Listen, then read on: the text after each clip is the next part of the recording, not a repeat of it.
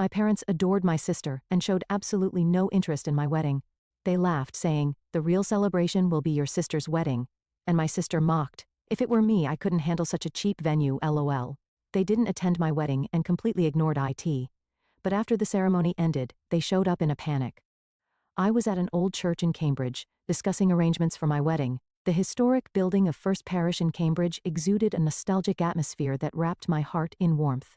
Soft light filtered through the stained glass windows, gently illuminating the wooden pews that held over a century of history. In late May, a refreshing breeze lifted the petals of blooming azaleas in the church garden. This season in New England is perfect for weddings. The majestic sound of the pipe organ echoed through the church, filling my heart with solemnity. "Are you sure about this venue?" The church coordinator looked at me anxiously. Indeed, our budget was less than half the average wedding cost in this area, but Nathan and I had decided paying off his student loans would take priority over an extravagant wedding. "Yes, this is the perfect place for us," I answered with a smile. The reception at the adjacent Harvest restaurant would provide ample space for about close friends and colleagues. Inside the historic brick building, elegant chandelier light cast soft shadows on white tablecloths. Nathan and I were just beginning our careers as researchers. I worked in a biology lab at Harvard, while he was developing new treatments at MIT. Our combined annual income was $175,000. While not a small amount, we couldn't afford an extravagant wedding considering our student loan payments. But this was our choice. Living honestly with the one I love, that's what I believed would make us happy. That evening, I returned home to find what seemed like a scene from another world. The living room was piled high with luxury brand wedding catalogs, and my sister Vanessa sat there with her fiancé. Her fiancé James was an executive at a major pharmaceutical company, with an annual income exceeding $400,000. "Look, this is our wedding venue." Vanessa excitedly spread out a brochure for a luxury resort hotel. The budget was, which her fiancé's family would cover entirely. They expected over guests, a champagne tower, caviar, a full-course dinner by a top chef. Everything was extravagant. "How lovely." Mother's eyes sparkled as she listened to my sister's wedding plans. Our parents had invested most of their $500,000 retirement fund in my sister's future. However, when the topic of my wedding came up, their expressions changed completely. "You're having your wedding in such a cheap church?" I could never show my face to my friends. Vanessa looked at me with contempt. That gaze held the same sense of superiority she'd had since childhood. "I'll attend Vanessa's wedding, but I won't come to yours." Mother's words pierced my heart like ice needles. Father just nodded silently. Their affection had always been directed toward my sister. Since childhood, Vanessa had been special, beautiful, sociable, living the life our parents had hoped for. Meanwhile, I had chosen the path of a modest researcher. On my way home, fighting back tears, I called Nathan. His warm voice resonated through the receiver. "It's okay, Olivia. We have our own happiness. Even without your family's understanding, we have 50 dear friends who will celebrate with us." Those words gave me strength. True, it might not be flashy, but this wedding would be true to who we are. Though modest, it would be filled with heart. The spring breeze gently swept through Harvard University's campus, visible from the train window with its fresh greenery. Nathan and I would walk our own path, even without our family's understanding, believing that love and honesty would bring true happiness. On the morning of our wedding day, it was a magnificent May day, as if heaven itself was blessing us. The morning sun touched the spire of First Parish in Cambridge, warming the red brick walls that had witnessed over a century of history. In the church garden, fully bloomed azaleas swayed in the spring breeze, their falling petals like nature's own blessing of confetti. From early morning, my best friend Sarah and my lab colleagues had gathered. They carefully arranged flowers one by one on the white tablecloths. Roses, baby's breath, and seasonal flowers created a simple but heartfelt altar. The modest decorations harmonized perfectly with the solemn atmosphere of this historic church. Sarah smiled at me kindly. She had stayed late the night before helping with preparations. While my wedding dress wasn't from a luxury brand, my grandmother's antique lace veil added a special radiance to the simple dress. "Your mother and Vanessa?"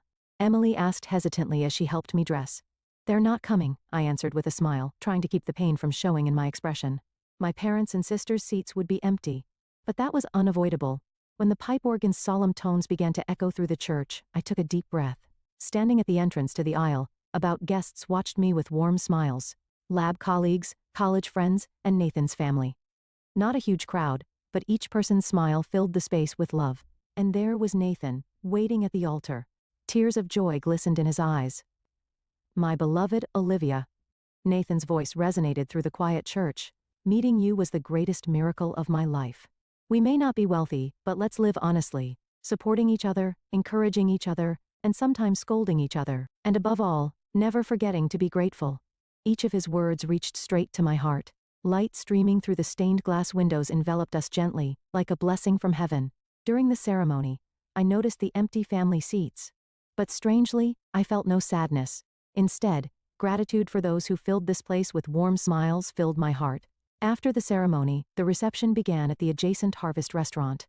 In the historic brick building, soft chandelier light gently illuminated the space. The aroma of New England clam chowder wafted through the air, accompanied by the pleasant conversation of guests. Then came an unexpected visitor. "May I have a moment?"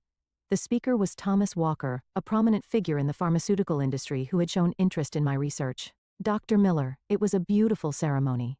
Thomas approached us with a warm smile and offered his congratulations. This kind of heartfelt ceremony truly represents genuine happiness. Though not extravagant, it's a wedding full of love and sincerity. I was deeply moved. His words brought tears to my eyes. Thomas's expression clouded slightly. "By the way, where are your father, mother, and sister? Are they unwell?" That question created quiet ripples. No one had known that my family had intentionally abstained from attending. But with this question, everything would come to light. The reception continued slowly. The delicate flavor of grilled Atlantic salmon, seasonal vegetable sides, and Boston cream pie for dessert. Though not luxurious, each dish contained the chef's sincere care. The guests' speeches were filled with warmth. The lab professor spoke of our dedicated research approach. College friends talked about our meeting and subsequent growth. And Nathan's parents expressed their joy in welcoming me as a new family member. In that warm atmosphere, I realized anew. True happiness can't be measured by material things or money. It lies in the bonds with people who genuinely celebrate with us. Outside the window, the setting sun over Harvard Square cast gentle light, as if reluctant to end the day. A soft bell rang in the Harvest restaurant's reception hall announcing the dessert service. At that moment, Thomas Walker's expression froze. He stared at his smartphone screen, then looked intently at me. His gaze held indescribably complex emotions. "Dr. Miller." His voice maintained its usual dignity, but carried a hint of sadness. "I need to ask you about this post." The smartphone screen he showed displayed my sister Vanessa's Instagram account, posted just 30 minutes ago. There was a shocking message alongside photos of her surrounded by luxury brand bags and dresses. "I'm too embarrassed to attend my sister's cheap wedding. I wouldn't want my friends to see such a modest wedding. Real celebs understand, right?" The post had likes from our parents. Even a comment from Mother. "That's right, the real celebration will be our beloved Vanessa's wedding." The atmosphere in the venue instantly froze. I took a deep breath and slowly closed my eyes. When I opened them, there were no tears. My voice sounded surprisingly calm. My family refused to attend my wedding, saying it was embarrassing. The sound of 50 guests holding their breath was audible. Everyone had believed the pretense of sudden family illness. Thomas quietly stood up. His expression showed a severity I'd never seen before. "I apologize, but I must attend to an urgent matter." He took out his smartphone and quickly began making calls. "Mr. President, I deeply apologize, but a serious issue has arisen. Urgent action is needed regarding our dealings with the Richardson family." With those words, events began moving rapidly. In one corner of the venue, a video conference with multiple executives had begun.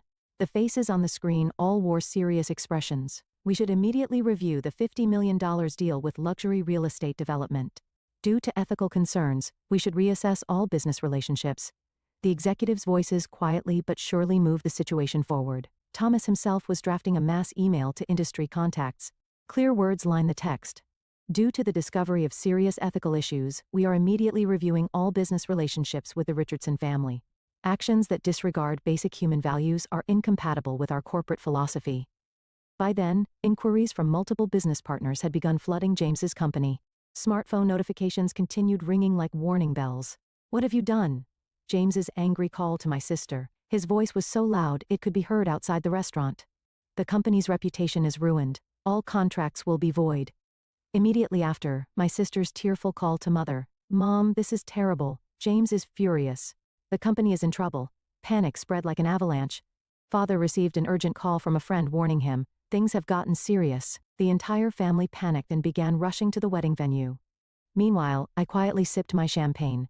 The sweetness of the Boston cream pie felt strangely pleasant. Beside me, Nathan gently squeezed my hand. The atmosphere in the venue had changed, like the calm before a storm. Guests watched quietly, but with tangible tension, anticipating what would unfold. Thomas stood before us again and bowed deeply. I sincerely apologize for causing such a disturbance on your special day. I gently shook my head. No, thank you for revealing the truth. Just then, the restaurant door burst open with a loud sound. There stood my family, with hurried footsteps. My parents and sisters' expressions were completely distraught, having lost all their usual dignity and arrogance. Mother's makeup was smeared, her appearance disheveled in a way she would never normally allow. Vanessa, though wearing a luxury brand dress, was pale and trembling. Father tried to speak but kept losing his words, just standing there. Olivia, please. Mother's cry echoed through the venue. Her voice held none of its usual haughtiness. Instead, it dripped with pure fear and desperation. James's company is in trouble. Do something. My sister cried out, nearly collapsing. Big sister, help me. The engagement might be called off. Please, do something. The air in the venue instantly froze. All 50 guests held their breath at this unexpected development. The chandelier light illuminated this dramatic scene like stage lighting. I slowly raised my champagne glass to my lips. Though we hadn't prepared crystal champagne, this modest vineyard sparkle held our own pride and dignity. After taking a sip, I spoke quietly. Would you please be seated? It's poor manners to cause a scene in front of everyone. At those words, Mother seemed to come to her senses, suddenly realizing there were guests present. Oh yes, of course. Mother sat down flusteredly, and Father and my sister followed suit. Next to me, Nathan gently squeezed my hand. His warmth gave me strength. My sister began speaking through her sobs. All of James's company's $50 million in deals might be cancelled. If that happens, the engagement, my life, isn't this the result of you mocking my wedding as cheap and posting about it on social media? Thomas Walker stood up, interrupting my sister's words. His expression held severity but also dignity. Richardson family. His voice quietly but surely resonated through the venue. This is no longer just a family matter. It's a serious ethical issue that goes to the core of our business. My parents' and sisters' faces grew even paler. Discrimination based on social status and economic power. Abandonment of family love. And publicly flaunting these actions on social media. These acts directly oppose the ethical values our industry holds most dear. Thomas quietly scrolled through my sister's post on his smartphone. Cheap wedding, can't show it to my friends, and the likes from parents. This post is already causing major ripples throughout the industry. Father's shoulders slumped. Currently, we're receiving numerous inquiries from business partners, questioning whether we should review our dealings with the Richardson family. But as my sister desperately tried to make excuses, I quietly raised my hand. Vanessa, be quiet. At those words, my sister fell silent. I had never spoken to her in such a strong tone before. This is the fruit of the seeds you sowed, nothing more, nothing less. I picked up my dessert fork. While quietly cutting into the Boston cream pie, I continued. You couldn't celebrate my wedding as family. Instead, you mocked and despised it. How can anyone trust you as business partners? A heavy silence hung over the venue. In that silence, I slowly brought the dessert to my mouth.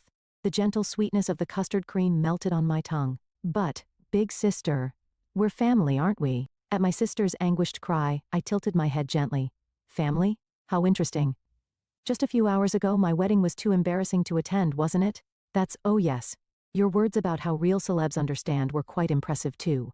I bet you didn't expect that definition of a celeb to be overturned so quickly. At those words, my sister completely broke down. She collapsed, dragging her luxury brand dress on the floor. Actually, there might be a solution. Thomas spoke again. All eyes in the venue focused on him. Resolving ethical issues requires appropriate, sincere response. And that response cannot be just a formal apology. He placed his smartphone on the table and continued. One stone, complete retraction and apology for the social media posts. Then, a detailed explanation of the circumstances, and a written statement of reflection. Ethics training would also be necessary, Father asked in a thin voice. Then the deals would know, that's just the minimum response. Rebuilding trust will require much more time and effort. At these words, the color drained from my entire family's faces. That's when Nathan quietly stood up. Father-in-law, mother-in-law, and Vanessa, his voice maintained its usual gentleness, but carried inner strength. Value isn't necessarily measured by money or outward luxury. It exists in human sincerity, consideration, and love. Nathan placed his hand gently on my shoulder. This a cheap wedding has the heartfelt blessings of 50 precious people, and those blessings are priceless. The gathered guests quietly nodded. At that moment, large tears fell from my parents' and sister's eyes. They were tears of genuine regret, unlike any I'd seen before. The spring in Cambridge embraced the city with the same gentleness as it had years ago. In front of First Parish in Cambridge, azaleas were once again in full bloom, swaying in the wind. Under those petals, a little girl ran around with a smile. Emma, be careful when you run, I called out with a smile. My 3-year-old daughter danced among the flower petals like a spring fairy. Her eyes held Nathan's gentleness. In these 5 years, our lives had changed dramatically. Nathan's research on new treatments bore fruit, bringing collaboration offers from several pharmaceutical companies. I secured an associate professor position at Harvard University, and above all, the birth of our little one. Emma's presence brought new joy and meaning to our lives. Meanwhile, Vanessa paid a heavy price. On my 18th Due to the impact birthday. of that day's But the social next media post, her engagement to James was called off, and her dream of a lavish wedding at a luxury resort hotel vanished. Most of our parents' retirement fund that they had invested also diminished due to stock market crashes. Vanessa stayed secluded at our parents' home for a while. Then one day, she suddenly decided to move to a small city. There she started working at a small flower shop. She sold all her luxury brand bags and dresses, beginning a modest life. You know, a customer told me, the flowers you arrange warm my heart, she wrote in her letter. Perhaps the daily interaction with small flowers' honest beauty, rather than expensive vases filled with luxurious blooms, gradually changed her. Our parents changed significantly too. With their retirement fund reduced, they had to give up their planned retirement dream. But surprisingly, this brought positive changes to them. Rather than a luxurious retirement, spending time with family is more important, Mother whispered while holding Emma. Father nodded silently while gently patting his granddaughter's head. Now, meeting in front of this church for monthly family lunches has become our tradition. Of course, not everything was resolved overnight. Rebuilding trust took considerable time. But through this process, we gradually learned what true family bonds mean. The other day, when Vanessa visited my lab after a long while, she gazed at Harvard Square's fresh greenery through the window and quietly began speaking. That wedding day taught me something important. True value isn't about money or appearances. It's found in human connections and genuine caring. Her eyes no longer held their former superficiality. Instead, they reflected genuine warmth. Thomas Walker maintained his strict approach as promised. However, watching my family's sincere remorse and efforts, he gradually opened the path to rebuilding trust.